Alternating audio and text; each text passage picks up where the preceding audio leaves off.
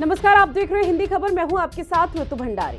दिल्ली में बढ़ते crime graph पर सियासी संग्राम बदस्तूर जारी है। अब इसी बीच एक बार फिर से दिल्ली के 40 स्कूलों को धमकी भरा ईमेल मिला है, जिसके बाद हड़कंप की स्थिति मच गई। जहां धमकी मिलने वाले स्कूलों में राजधानी के कई बड़े बड़े स्कूल शामिल हैं, जिसके बाद तुरंत स्कूलों के सामने पुलिस की तैनाती बढ़ा दी गई और बच्चों को वापस घर भेज दिया गया।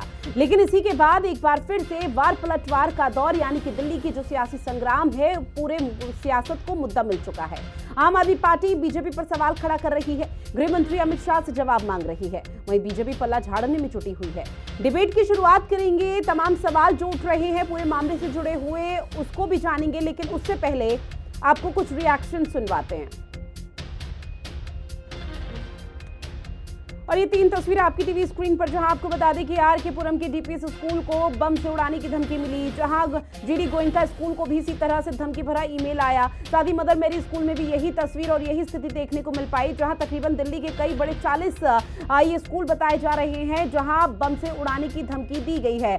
जैसे ही ये ईमेल पढ़ा स्कूल के तमाम स्टाफ या प्रिंसिपल ने, तो तुरंत हाहाकार की स्थिति मच गई और उसके बाद अब ये सियासत हो रही है, जहां एक तरफ आतिशी का ट्वीट जो कि दिल्ली की मुख्यमंत्री है, तो दूसरी तरफ आम आदमी पार्टी के संयोजक अरविंद केजरीवाल का ट्वीट आपको दिखा रहे हैं। और दोनों में बस एक ही बात कॉमन जो कि आम आदमी पार्टी उठा रही है, वो ये कि गृह मंत्रालय से जवाब मांगा जा रहा है कि कानून व्यवस्था का क्या हाल करके रख दिया है। साथ ही अरविंद केजरीवाल ने यह तक मेंशन किया कि इससे कानून व्यवस्था का जो बुरा हाल था वो दिल्ली में अब से पहले नहीं था, लेकिन आजकल अब हाल फिलहाल में इतना बुरा हाल हो चुका है कि दिल्ली वासी अब डर और खौफ में हैं।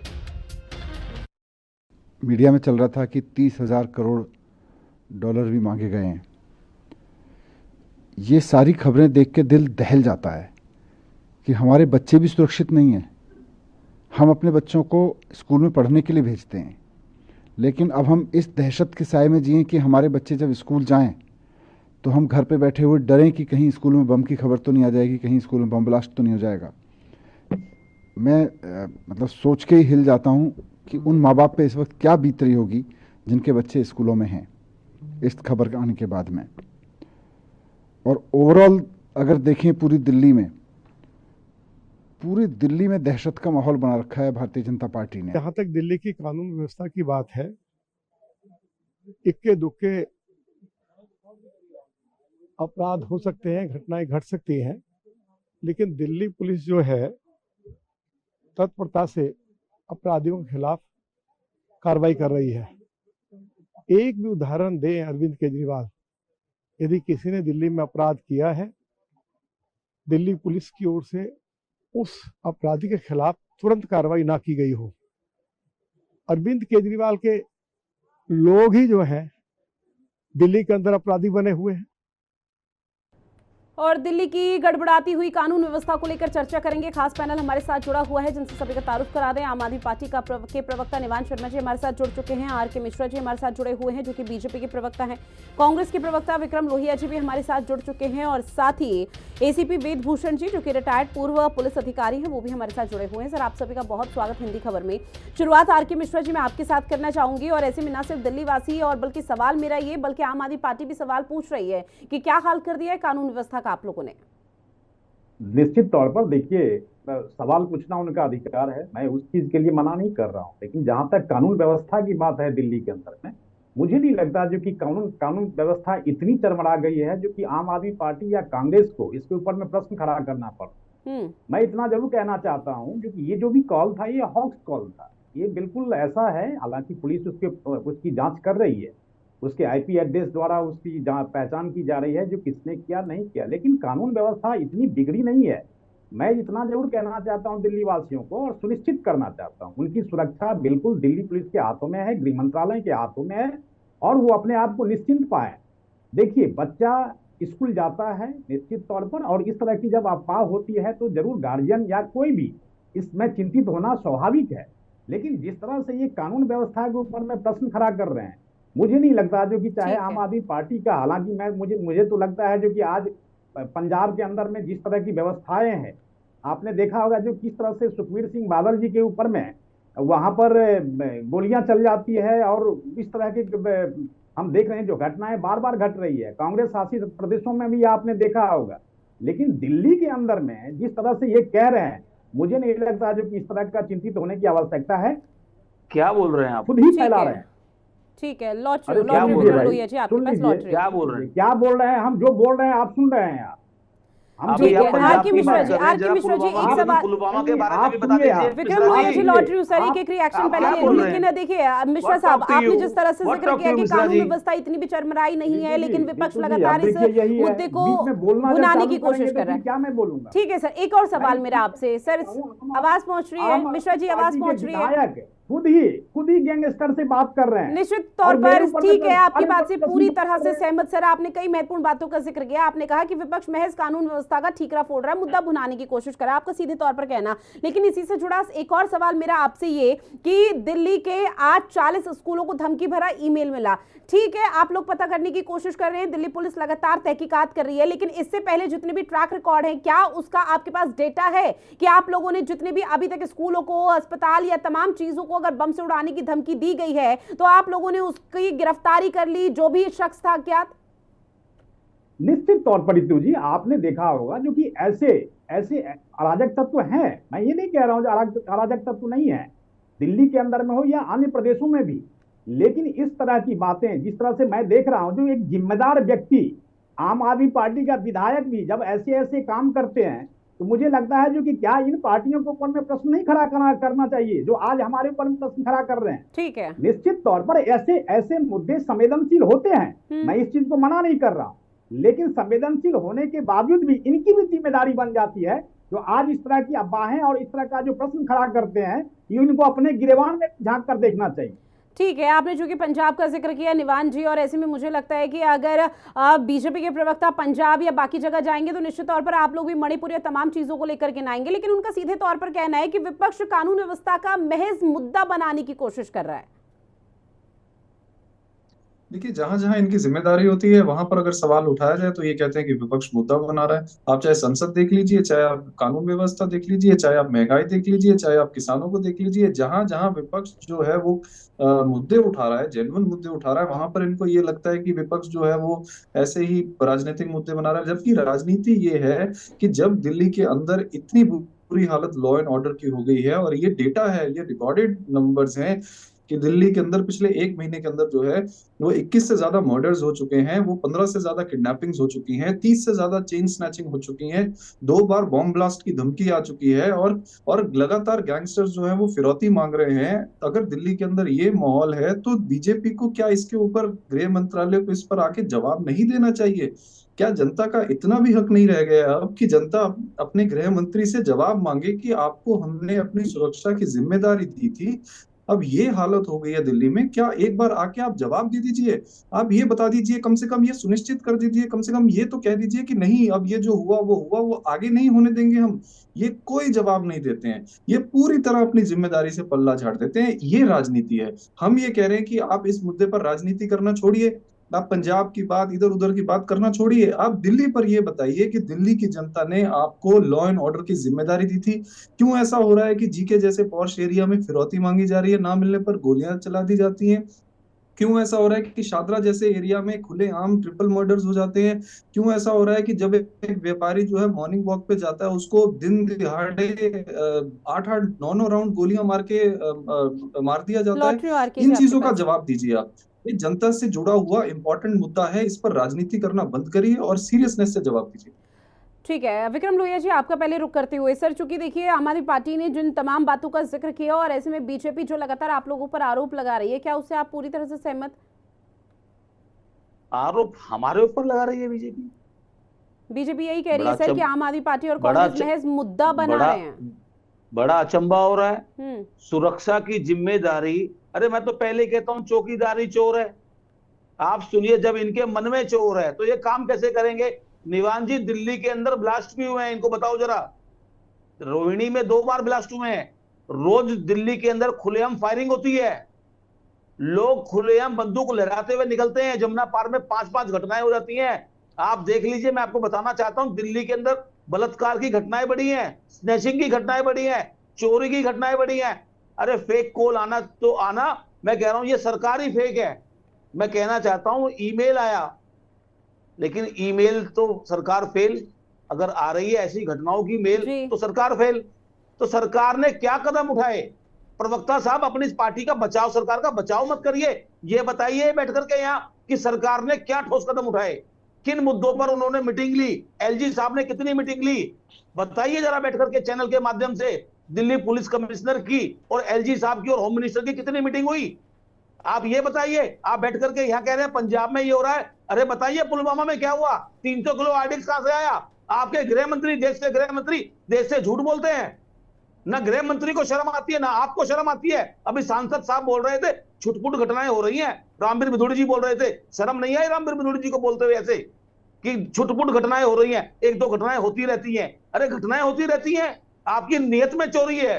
अभी आपको देश खुलेआम बेचना हो तो आप धड़ाधड़ बेच देते हो। आप देश के अंदर कोई काम करना हो, अपने लिए कोई सुविधा लेनी हो तो दबा के काम करते हो, लेकिन आप जनता को सुविधा देने के लिए चुन करके लाए गए हो। आपके 7 सांसद है पिछले कई सालों से यहाँ, उनकी क्या जिम्मेदारी है? कितनी जाकर के जनता की सुध लेते हैं, कितनी जनता से संपर्क साधते हैं, और बैठ करके आप यहाँ सरकार को बचाने का काम कर रहे हो कि इनके गुंडे उनके गुंडे। अरे गैंगस्टर तो गुजरात से बैठ करके पूरे देश के अंदर हंगामा मचा रहा। महाराष्ट्र के अंदर एक नेता की गोली मार के हत्या कर दी गई और आप बैठ करके हमें गैंगस्टर की बातें बता रहे हो यहाँ। अरे गैंगस्टर तो पाले हुए आपके हैं, गृह मंत्री जी का बैकग्राउंड चेक कर लीजिए, कितने पाले और कितने वो खुद हैं। यहाँ बैठ करके आप जनता को सफाई देने की बजाय आप अपनी सरकार का बचाव कर रहे हो। जनता को बताइए हम सुविधा ये देंगे आपको, हमसे गलती हुई है, आगे से नहीं होगी। ठीक है सर, अब सवाल को अरे जवाब मिश्रा देने जी, के लिए। आपको यहाँ बैठ करके जनता का जवाब देना चाहिए, ना कि सरकार का पक्ष रखना चाहिए। ठीक है, आप पूछिए आज दिल्ली की जनता से कितने जी। लोग खौफ में, बुजुर्ग महिलाएं जी रही हैं, नौजवान जी रहे हैं, बच्चियां सहमी हुई हैं, डरी हुई हैं। निश्चित अरे तौर पर आपके सीधे घर की तौर पर सर बच्चियां नहीं है आपको क्या कई दिल्ली में? आरोप की कानून व्यवस्था पूरी तरह से चरमरा चुकी है। और आर.के. मिश्रा जी जवाब दीजिएगा कम शब्दों में, उसके बाद मैं वेद भूषण जी का रुख करूंगी। लेकिन उससे पहले आर.के. मिश्रा जी, सवाल ये भी कि सीधे तौर पर विपक्ष का ये कहना है कि जिन सवालों पर आपको जवाब देना चाहिए वहां से आप भाग रहे हैं, पल्ला झाड़ रहे हैं। आप लोग सीधा कह दीजिए कि ठीक है, हम कहीं ना कहीं विफलताएं आई हैं, कमियां हुई हैं, हम उसको ठीक करेंगे। रितु जी देखिए, मैं अपना वक्तव्य शुरू होने से पहले मैंने ये जरूर कहा है कि जिम्मेदारी निश्चित तौर पर है और संवेदनशील मुद्दे है। मैंने ये नहीं कहा जो कि मैं अपनी जिम्मेदारियों से भाग रहा हूं। लेकिन यहां पर अभी कांग्रेस के नेता अभी कह रहे थे चौकीदार चोर है।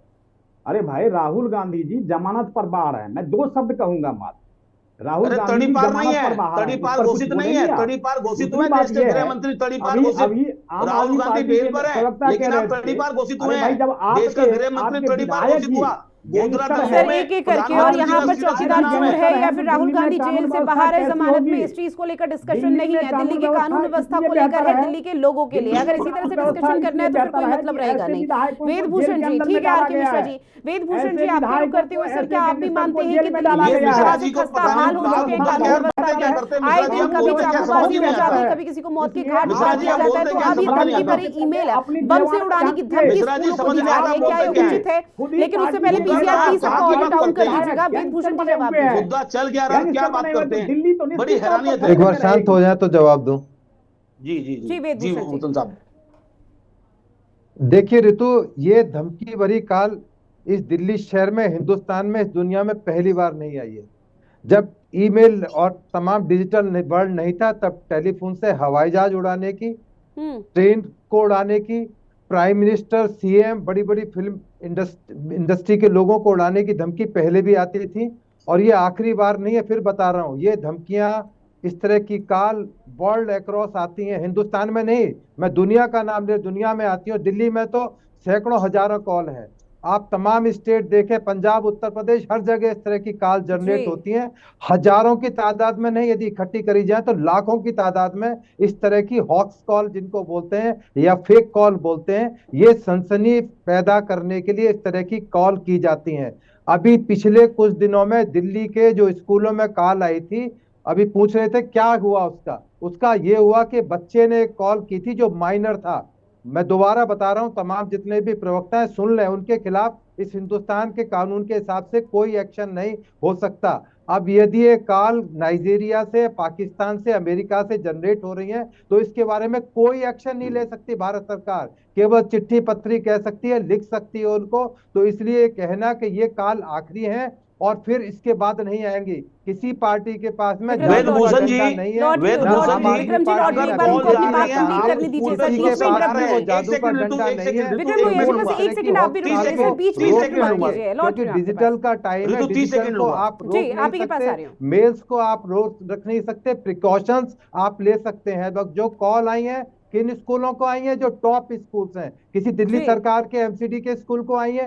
पर्पस था सनसनी पैदा करना, और पुलिस का जो जिम्मेदारी है, पुलिस उसमें तमाम बॉम्ब डिस्पोजल स्क्वाड जाता है, स्कूल को खाली कराया जाता है, वहां पर फायर डिपार्टमेंट्स को बुलाया जाता है, तमाम तरह की इन्वेस्टिगेशंस की जाती हैं, उसके बाद में दोबारा स्कूल में बच्चों को भेजा जाता है। तो केवल ये कह देना कि ये हमारी नाकामी दूसरे की कामयाबी, इसमें किसी का कोई उसमें लेना देना नहीं। यदि कांग्रेस आम आदमी पार्टी के प्राइम मिनिस्टर को या सीएम बना दिया जाए तो क्या वो रोक पाएंगे? नहीं रोक पाएंगे। वर्ल्ड में नहीं रुक पा रहा है, ये क्या रोक पाएंगे? इनकी बिसात क्या है? तो इसलिए ये जल्दबाजी में कहना कि ये नालायकी है सरकार की। बहुत सारे अदर रिविजन डिटेल रीजन हो सकते हैं, उस पर हम बैठ के चर्चा कर सकते हैं। अभी आपके चैनल पर आम आदमी पार्टी के बता रहे थे शादरा के अंदर 3 मर्डर हो गए। मैं करेक्ट कर दूं, तैयारी करके आया करें, वो गोविंदपुरी में हुए थे, एक परिवार के अंदर हुए थे। बेटे ने ही अपनी माँ, बहन और बाप का मर्डर कर दिया। क्या वो रोका जा सकता था? नहीं रोका जा सकता। इस तरह के पहले एनालिसिस करें कि का अपराध, कौन से अपराध हैं जिनमें पुलिस की ढील नहीं थी या पुलिस की मिली भगत थी। हर अपराध को लिंक कर देना कि फेलियर है, पुलिस का फेलियर है, सरकार का फेलियर है, ये बहुत जल्दबाजी और इमेच्योरिटी वाले काम है। ठीक है, आपका इलेक्शन है, 25 तारीख से आचार संहिता लग जाएगी, जो मुंह में आए बकवास करो, सरकार के लिए बोलो, पुलिस के लिए बोलो, इलेक्शन कमीशन के लिए बोलो, कि आर्मी के लिए बोलो, दुनिया को गालियां दो, वो आपका टाइम है, आप कर सकते हो ये काम। परंतु इससे बहुत भारी नुकसान आप अपनी इन्वेस्टिगेटिव एजेंसीज का कर रहे हैं, तमाम जो संस्थाएं हैं उनको आप डिमोरलाइज कर रहे हैं। ठीक है, करिए, इसका हिसाब किताब आपको भी देना होगा। जब आपकी सरकारें आएंगी तब आपको भी उसका हिसाब किताब ठीक है पूछा सर, जाएगा। सीधे तौर पर ये समझना कि इस तरह के मामलों पर राजनीति नहीं होनी विक्रम चाहिए। भैया जी, विक्रम आपके लोहिया टाइम जी, में बहुत सारी हॉक्स कॉल हुई होंगी, ऐसा नहीं मैं है। भी अभी जवाब देता हूं उठा रहे हैं ना, आपको, अभी जवाब देता आपके हूं टाइम में आपको। बहुत कॉल आई होंगी, मैं अभी हजारों जवाब की देता हूं भाई नहीं, साहब, लाखों आपको कॉल जवाब ऐसी देता हूं। कॉल आई होंगी। तो आप ये ठीक है कह सर, देना अब विक्रम कि लोहिया जी को ऋतु सुनते हैं। ऋतु जी एक मिनट, वेद भाई आप टाइम में आ रही थी, ये वेद जी कहना रुक जाइए। एक तो आप वेद जी अपनी आप रिटायर्ड ऑफिसर है, अपनी भाषा की मर्यादा रखें, लोगों को ये ना कहें प्रवक्ताओं को कोई बकवास कर रहे हैं। निदान आप रुकिए बताइए, ना जरा, एक रास्ता सेकंड के लिए। बताइए, वेदभूषण जी, आवाज क्या पहुंच रही है सर आपके आप पास तक? में रोड मैप है? वेदभूषण जी रुकिए जरा। को आप क्या रोक सर, अगर पाएंगे? आप तक आवाज पहुंच रही है तो आपने जो तमाम सवाल इस वक्त खड़े किए हैं वो एक बार उन सवालों के जवाब ले लेते हैं। पूछे ऋतु एक बार जरा। जी, हाँ बताता हूँ, जवाब देता हूँ। विक्रम लोहिया वेदभूषण जी सुन लीजिए। वेदभूषण जी, अभी आपने कहा कि प्रवक्ता बकवास करते रहते हैं, जरा अपनी भाषा की मर्यादा रखिए। एक बात, दूसरी बड़ी इंपॉर्टेंट बात, मैंने ये किसानों को अरे रुकिए, बीच में मत बोलिए प्लीज। रहते कुछ भी आप जो मुंह में रुकिए एक आता है मिनट, कहते रहते हैं। आप मैंने रुकिए ये एक बोला है, मिनट, बकवास आप नहीं रुकिए बोला है। एक मिनट, अब बकवास शांत हो तो आप जाइए। कर रहे हो, बोल रहे हो। मैंने नहीं बोला, आपने मैंने कहा बोला बकवास सर कर एक रहे एक हैं। करके कुछ ऐसी भी चर्चा आप नहीं हो कैसे पाएगी। करेंगे? जो सवाल है ना आप उन रिटायर्ड सवालों के ऑफिसर जवाब मिल आइए, पा रहे हो, और हॉस्टल आप वाले अगर रिटायर्ड एक ऑफिसर साथ ही आपके सब पास बोल में पड़ेंगे कोई तो इसमें रोड समझ मैप में है कुछ किसी कि को आप कुछ इन नहीं आना है। हॉस्टल को कैसे रोक पाएंगे? आप रास्ता दिखाइए। आप बहुत बड़े प्रवक्ता हैं कांग्रेस के, बताइए कोई रास्ता भारत सरकार को कि हम अरे रुक हॉस्टल जाइए ऐसे ना, रोक बीच सकते में हैं। आप शोर उस पर मत बात ठीक है, बताइए नहीं ना। एसीपी करेंगे। साहब, अब समय सुन खराब लेते हैं मत बाकी करिए। पैनलिस्ट को बताइए भी। कोई रास्ता कांग्रेस भी है। इस पर अपना तो पक्ष पूछिए रखना कोई चाहती है, रास्ता उनका हो। परसेप्शन भी जान लेते हैं। विक्रम लोहिया जी, समय खराब मत करिए, शांत हो जाइए। देखिए, जिस प्रकार से किसानों को रोकने के लिए 3 लेयर सिक्योरिटी दिल्ली पुलिस लगा रही है, किसानों को रोकने के लिए एक मतलब कीले गाड़ी जा रही है, सब कुछ गाड़ी जाते हैं। अरे आप अपराधियों को रोकने के लिए करिए ना 3 लेयर सिक्योरिटी। तिरंगे के अपमान बीच में करवा मत दें। बोलिए इनको। तिरंगे का अपमान ऋतु जी, कराएं मैं डिबेट छोड़ दूंगा आप अगर ये चाहते बीच में तिरंगे बोलेंगे। का अपमान हो। ट्रैक्टर अगर ये प्लीज बीच में विक्रम बोलेंगे, लोहिया जी की आवाज 26 जनवरी आप रखिएगा, बाकी सब 26 म्यूट कर जनवरी दीजिए। नजदीक आ रही है। विक्रम लोहिया जी अपनी आप बात देखिए, रखिए। देखिए जिस प्रकार से आज किसानों को 3 लेयर सिक्योरिटी से रोका जा रहा है, अपराधों को 3 लेयर सिक्योरिटी से रोकना चाहिए। और निश्चित तौर पे फेक कॉल आती है, मैं कह रहा हूं नहीं, इन्होंने कहा ठीक आती है, लेकिन सरकार अपनी जिम्मेदारी भी निभाती है। आकर के फ्रंट में बात करें। होम मिनिस्टर तोड़फोड़ करने के लिए तो जाते हैं, विधायकों को खरीदने के लिए, लेकिन अपराधों को रोकने के लिए सामने नहीं आते, बोलने के लिए नहीं आते। और आप कह रहे हैं कि दिल्ली पुलिस मैं जवाब दूं अरे क्या? हमने दिल्ली पुलिस को बहुत सालों से देखा काम करते हुए। आप जाइए थाने में एक शिकायत लिखवाने के लिए, पता लग जाएगा शिकायत लिखी जाती है नहीं लिखी जाती है। आप वेदभूषण जी बैठ करके यहाँ हमें समझाने का कि आप मानते हैं हमसे ज्यादा बुद्धिमान हो सकते हैं, लेकिन रोटी हम भी खाते हैं, हमें भी विश्वास है कि दिल्ली पुलिस कितनी सतर्कता से काम करती है, हम जानते हैं। अरे दिल्ली के अंदर खुलेआम, अभी आप गोविंदपुरी की बात कर रहे थे, कितनी बार अभी गैंगवार की घटनाएं दिल्ली में हुई है, कितने सरेआम फायरिंग होती है। आप घर के अंदर के अपराध की बात कर रहे हैं, मैं रोड की बात कर रहा हूँ। रोड में खुलेआम अपराध होते हैं, स्नैचिंग रोड में होती है। को मार दिया गया भाई, आपकी तो प्रधानमंत्री को इसी दिल्ली में मार दिया गया। ठीक है, अब वो तो आर के मिश्रा जी इन सवालों के जवाब आप तैयार कीजिए, लेकिन उसके लिए निवान शर्मा जी आपका रुख करते हुए, चूंकि देखिए बड़ा आरोप आपको ऊपर लग रहा है कि आने वाले समय में विधानसभा चुनाव दिल्ली में होने और उसी को लेकर महज कानून व्यवस्था का एक मुद्दा मिल चुका है और आम आदमी पार्टी उसी से खेलने की कोशिश और खिलाने की कोशिश कर रही है। आप अधिकारी हो ही नहीं सकते। आर के मिश्रा जी लौट रही हूँ, निवान शर्मा जी आपसे सवाल है सर। मैंने कहा है जो कि हॉक्स कॉल होते हैं और जी, मैं ये कहना चाहता हूँ, देखिए मैं ये कहना चाहता हूँ कि अगर कोई व्यक्ति ये बोलता है कि जो कानून व्यवस्था की हालत खराब है उसमें पुलिस कुछ नहीं कर सकती, गृह मंत्रालय कुछ नहीं कर सकता, मुझे लगता है कि ये बहुत ही सेंसलेस तर्क है और हमें ऐसे व्यक्तियों पर ध्यान नहीं देना चाहिए। ये पूरी रिस्पॉन्सिबिलिटी है गृह मंत्रालय की कि वो क्राइम और उसको क्रिमिनल्स को रोके, लॉ एंड ऑर्डर को दुरुस्त करे। ये एक पार्ट ऑफ ड्यूटी है जो गृह मंत्रालय को दी गई है। इसमें अगर कोई व्यक्ति ये कहता है कि कुछ नहीं कर सकते, ये तो किसी के हाथ में नहीं है, इसकी सरकार आ जाएगी तो क्या होगा, उसकी सरकार, मुझे लगता है सेंसलेस तर्क है, इस पर ध्यान नहीं देना चाहिए। दूसरी बात, हम केवल इतना कह रहे हैं कि दिल्ली के अंदर, दिल्ली की जनता ने गृह मंत्रालय, बीजेपी को दिल्ली की सुरक्षा की जिम्मेदारी दी है। केजरीवाल को दिल्ली के अंदर रास्ता हर रोज मर्डर जैसी चीजें हो रही हैं, हर रोज फिरौती की कॉल्स आ रही हैं, हर रोज किडनैपिंग कॉल्स आ रही हैं। इस तरह के मामलों को गंभीरता से लेना चाहिए, लेकिन इस पूरे मामले पर अब जिस तरह से सियासत हो रही है तो कई तरह के बड़े सवाल यहाँ पर उठ रहे हैं, लेकिन उन सवालों के जवाब अब कब मिलेंगे इसका इंतजार हर किसी को रहेगा। बहरहाल आप सभी मेहमान हमारे साथ जुड़े इस महत्वपूर्ण विषय पर चर्चा की है, उसके लिए आप सभी का बहुत शुक्रिया।